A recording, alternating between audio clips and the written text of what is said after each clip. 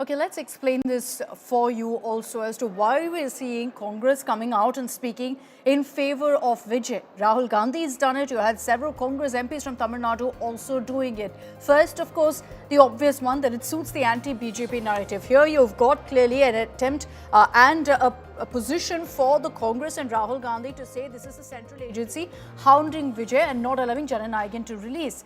It's also a bargaining tool with the DMK for power sharing. You've heard several leaders of the Congress speaking out saying, in this alliance, we must ensure a power sharing deal too. So then what they're showing is that if we have that option of Vijay open, we can go ahead and consider that. It becomes a bargaining tool for when alliance and seat sharing talks kick off, where the Congress will say, not just seat sharing, we need power sharing too. Attempt to send message of solidarity to Vijay. Is this an olive branch, an outreach to Vijay is the big question. There have been a lot of reports suggesting that the Congress could be in talks with the TVK for an alliance, and that would be a huge setback for the DMK. So far, our sources have said that there's been no sort of communication that's happened apart from the one-off meeting like the Praveen Chakravarti meeting. But having said that, this keeps an option open for them.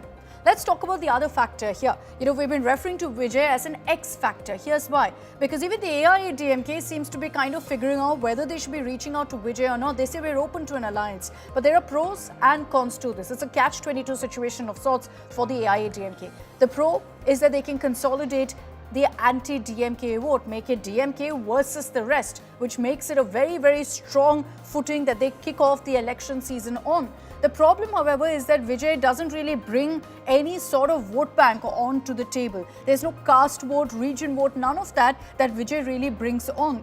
There's also the other factor, again, a pro and a con here. Obviously, backing of Vijay's massive fan base, evident in the rallies, the crowds that have gathered for every single one of Vijay's events. It makes a difference going into an election to have a superstar Neta on your side. But that doesn't necessarily translate to ground presence. It comes down ultimately during an election to booth level presence, which Vijay doesn't have because obvious reasons he doesn't have the kind of resources that an AIADMK has.